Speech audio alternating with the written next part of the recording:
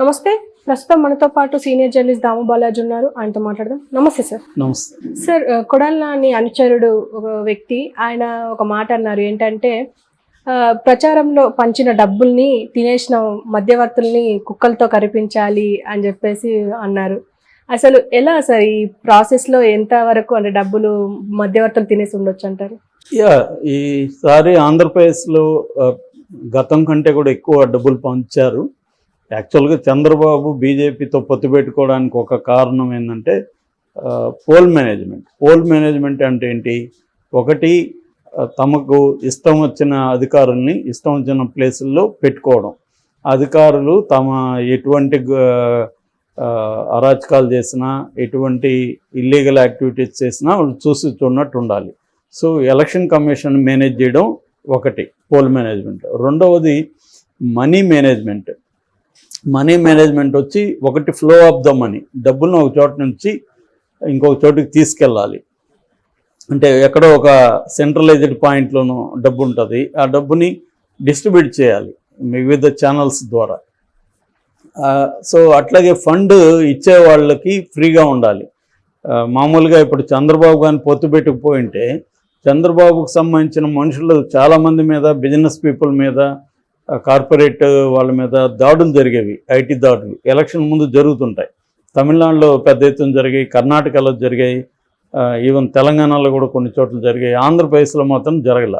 ఎందుకంటే చంద్రబాబు పొత్తు పెట్టుకున్నాడు కాబట్టి చంద్రబాబు మీద జరగలేదు. ఆల్రెడీ జగన్ లోపాయికారిగా బీజేపీతో టచ్లోనే ఉన్నాడు కాబట్టి జగన్ ఫండ్స్ మీద కూడా ఎక్కడా జరగలేదు. అందుకే ఈసారి మీరు గమనిస్తే ఎక్కడ ఆరోపణలు లేవు. ఒక పార్టీ ఇంకొక పార్టీ మీద ఆరోపణలు చేసుకోలే. వాళ్ళు ఇంత డబ్బులు పంచుతున్నారని వీళ్ళు పంచుతున్నారని పట్టుకోవడం, కెమెరాకి దొరికారని చెప్పడం, ఇట్లాంటి సీన్లు ఈసారి జరగలే. ప్రశాంతంగా నీ డబ్బులు నువ్వు పంచుకొని నా డబ్బులు నేను పంచుకుంటాను అన్నట్టుగా ఒక అండర్స్టాండింగ్తో చేశారు ఈసారి. సో అయితే ఇప్పుడు వాళ్ళకి వేరే ప్రాబ్లం ఒకటి వచ్చిందనమాట. అది ఒక వీడియో ఇప్పుడు వైరల్ అవుతుంది. అదేంటంటే కొడాలి నాని నియోజకవర్గం ఉంది కదా, సో కొడాలి నాని నియోజకవర్గంలో కొంతమందికి డబ్బులు కొడాలి నాని ఇచ్చాడు, దీన్ని డిస్ట్రిబ్యూట్ చేయమని. ఇప్పుడు అందరికీ పీపుల్కి వెళ్ళి వీళ్ళే వేయలేరు కదా, ప్రతి చోట లీడర్షిప్ ఉంటుంది ఆర్గనైజేషన్, దాంట్లో వాళ్ళకి ఇస్తే నువ్వు ఈ 4 గ్రామాలకో 10 గ్రామాలకో నువ్వు పంచు అని ఇతనికి ఏదో సమ్ అమౌంట్ ఇస్తారు. ₹1,00,00,000 ఇచ్చారనుకో ఫర్ ఎగ్జాంపుల్. ఈ ₹1,00,00,000 4, 5, 10 ఊర్లకి పంచాలి.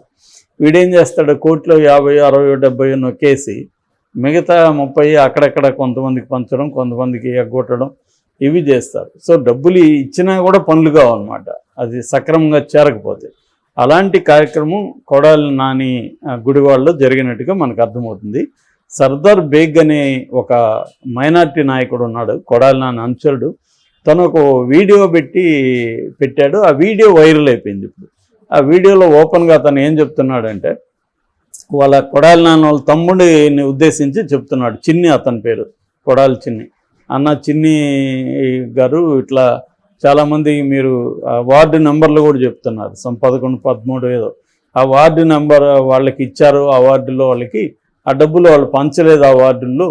సో మీరు వదలొద్దండి వాళ్ళందరినీ కే కన్వెన్షన్ ఉంటే కళ్యాణ మండపం కొడాలి నాని వాళ్ళది ఉంది, అందులో పట్టుకురండి, పట్టుకొచ్చి అడగండి, ఎవడు సమాధానం చెప్పి రిటర్న్ ఇవ్వమని డబ్బులు అట్లా ఇవ్వని వాళ్ళు ఎవరైనా ఉంటే వాళ్ళ మీదకి మీ కుక్కలను వదలండి అని చెప్తున్నాడు. సో ఎందుకు అతను అంత బాధగా చెప్తున్నాడు? పైగా ఎందుకంటే మేము మా టీం అంతా చాలా సిన్సియర్గా పంచాము, మమ్మల్ని తిన్నావా లేదా అని అడిగినోడు కూడా లేదు, అంత కష్టాలు పడ్డాము, వీళ్ళేమో తినేశారు. ఈ జలసీ కూడా ఉంటుంది. మనమేమో డబ్బులు పంచాము, వీడు పంచుకొని తినేశాడు కదా, మనం తినలేకపోయినాము ఇలాగా అన్న ఒక జలసీ కూడా వీళ్ళల్లో ఉండే అవకాశం ఉంది. సో దానివల్ల ఇట్లాంటి వీడియో అతను చాలా ఆవేదనతో చేశాడు యాక్చువల్గా. కానీ ఇక్కడ ఏంటంటే కుక్కల్ని వదలండి అనడం వల్ల ఇది వైరల్ అయిపోయింది ఇప్పుడు. సో మేబీ నాకు తెలిసి అతను కూడా డీప్ ఫేక్ మీద తోసేస్తాడు. సో ఇది నేను అనలేదు ఈ మాట, తెలుగుదేశం వాళ్ళు కావాలని దీన్ని క్రియేట్ చేశారు అని. ఎందుకంటే డీప్ ఫేక్ వల్ల ఒక అడ్వాంటేజ్ కూడా ఏంటంటే, మనం ఏదైనా ఎవరినన్నా అన్నా కూడా వీడియోలో, ఇంతకుముందు అయితే నువ్వు వీడియోలో అన్నావు కదా దొరికిపోయావు అని చెప్పేవాళ్ళు. ఇప్పుడు లేదు, అది నేను అనలేదు, అది డీప్ ఫేక్లో మీరు మార్చారని చెప్పేయచ్చు. భువనేశ్వరి వీడియో తిట్లు కూడా వాళ్ళు డీప్ ఫేక్ మీద తోసేసారుగా. సో ఈజీగా తెలిసిపోతుంది మనకి, కొంత ఐడియా ఉంటాయి డీపేకా కాదని. ఎందుకంటే డీపేప్లో చిన్న చిన్న మైన్యూట్ థింగ్స్ చేయలేరు. ఆ ఎమోషనల్ హై పిచ్ ఉంటుంది కదా, ఎక్కడ స్ట్రెస్ ఇవ్వాలి, ఎక్కడ ఇది అనేది మన వాయిస్, హ్యూమన్ వాయిస్లో ఉన్నట్టుగా డీపేక్ వాయిస్లో పర్ఫెక్ట్ ఉండదు. కానీ తోసేయచ్చు దాని మీద. డీపేక్ కాకుండా ఈ మధ్య ఏం చేస్తున్నారంటే వేరే చోట మనమే చెప్పిన దాన్ని ఉంటే దాన్ని కట్ చేసి ఇక్కడ పెడుతున్నారు. అది కూడా చూస్తే తెలిసిపోతుంది, క్లోజ్గా చూస్తే ఎవరికైనా. సో అలాగా మన అమిత్ షా వాయిస్ కూడా అలాగే వచ్చింది, అలాగే చెప్పే అవకాశం ఉంది. సో ఇక్కడ మేజర్గా ఇక్కడ మనకు అర్థమయ్యేది ఏమంటే, తన వీడియో మంచి పని చేసింది ఈ వీడియో వల్ల. అంటే డబ్బులు ఎలా పంచుతున్నారు, ఆ డబ్బులు జనాలకు చేరుతున్నాయా లేదనేది ఇది పెద్ద ఇష్యూనే ఇప్పుడు క్యాండిడేట్స్కి. ఫర్ ఎగ్జాంపుల్ తెలుగుదేశంలో చాలా చోట్ల ఏం చేశారంటే మన ఎంపీల క్యాండిడేట్ని బాగా రిచ్ ఉన్న వాళ్ళని పెట్టారు. పెమ్మసాని కావచ్చు, అమలనేని సురేంద్రబాబు, కళ్యాణ్ దుర్గం కావచ్చు, ఇలాగ చాలా చోట్ల డబ్బులు ఉన్న వాళ్ళని పెట్టారు. వాళ్ళకి టార్గెట్ ఇచ్చారు, నీ పరిధిలో ఉండే 7 నియోజకవర్గాలకి ఒక్కొక్కరు 10 కోట్లు ఇవ్వు అని. 10 కోట్లు 5 కోట్లు టార్గెట్ పెట్టారు. సో ఇప్పుడు వీళ్ళు పెట్టుకోవాలి, ఎమ్మెల్యేలకు కూడా ఇవ్వాలి. అంటే చంద్రబాబు తన దగ్గర నుంచి డబ్బులు వెళ్లకుండా ఆయన మ్యానిపులేట్ చేశాడు. జగన్ ఏమో తన దగ్గర నుంచే మ్యాక్సిమం డబ్బులు వెళ్ళేట్టుగా ప్లాన్ చేసుకున్నాడు. అందుకని అతను సోషల్ ఇంజనీరింగ్ పేరుతో బీసీలకి ఎస్సీలకి ఇచ్చాడు. ఆ బీసీలకి ఎస్సీలకి తన దగ్గర నుంచి డబ్బులు వెళ్తాయి కాబట్టి వాళ్ళకి మొత్తం పెట్టుకోవాల్సిన పరిస్థితి ఉండదు. అది జగన్ ప్లానింగ్. ఎందుకంటే జగన్ 5 ఏళ్ళు ఉన్నాడు కాబట్టి ఇసుకాండ మధ్యంలో బ్రహ్మాండంగా డబ్బులు వచ్చుంటాయి. సో దాంట్లో నుంచి అతను సెంట్రలైజ్డ్గా డిస్ట్రిబ్యూట్ చేశాడు. చంద్రబాబు ఏమో డబ్బులున్న కమ్మ బ్యాచ్, ఎన్ఆర్ఐ బ్యాచ్ దొరుకుతారు కాబట్టి వాళ్ళని అక్కడ పెట్టి వాళ్ళకి ఈ బాధ్యతలు ఇచ్చారు. వాళ్ళు పార్టీ ఫండ్ తీసుకున్నారని చెప్తున్నారు, లోకేష్ బాగానే తీసుకున్నాడని. దాంతోపాటు వాళ్ళ ఎమ్మెల్యేలకు ఇవ్వాలి. సో ఇప్పుడు ఫర్ ఎగ్జాంపుల్ పెమ్మసాని, అతని మీద ఇదే ఉంది, అతను అందరికి 10 crores వరకు ఇచ్చాడని. సో దీనివల్లనే అతను ఖచ్చితంగా గెలుస్తాడని కూడా అంటున్నారు. అయితే ఈ డబ్బుల్ని ఓటర్స్ వరకు తీసుకుపోవడం ఎట్లా అనేది వాళ్ళ పెద్ద ఛాలెంజ్. ఎందుకంటే ఎక్కడికక్కడ నొక్కేద్దాం అనుకుంటారు కదా, ఇది ఈజీ మనీ. జనాలకి రాజకీయాల్లో ఎందుకు తిరుగుతుంటాడు వాడు, లేదంటే కష్టాలు పడి రోజంతా.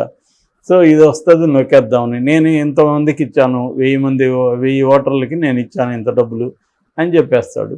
సో దీనివల్ల ఓటర్లకేమో వెళ్ళవు, వాళ్ళు డబ్బులు వెళ్ళవు. అవతల వాడిది వెళ్ళి ఉంటుంది అనుకో, మనకి వేయడు కదా వాడు. ఒకవేళ వెయ్యాలనుకున్నా వీడు నాకు డబ్బులు ఇవ్వలేదంటే నన్ను అవమానించాడు, అంటే నేను అంత పనికిమాలినా అని వాడి కోపం కూడా వస్తుంది. ఇలాంటివి చాలా చోట్ల జరిగాయి ఆంధ్రప్రదేశ్లో. ఇది అనుకోకుండా బయటకు వచ్చింది. ఇది అన్ని పార్టీల్లో జరిగాయి యాక్చువల్గా. ఇది వైసీపీలోనే జరిగి ఉండదు, అన్ని పార్టీలో జరుగుతాయి. ఎందుకంటే ప్రతి ఒక్కడు డబ్బు మీద ఆశ లేని వాళ్ళు ఎవరు ఉంటారు ఇవాళ. సో అందువల్ల డబ్బులు వాళ్ళకి చేరిందా లేదా అనేది చూసుకునే మెకానిజం కూడా ఇప్పుడు కావాలి. డబ్బులు ఇస్తే సరిపోదు, చేరేట్గా చేసే మెకానిజం కూడా ఉండాలి. మేబీ ఇది కూడా డీబీటీ స్టైల్లో నెక్స్ట్ వచ్చేస్తుందేమో.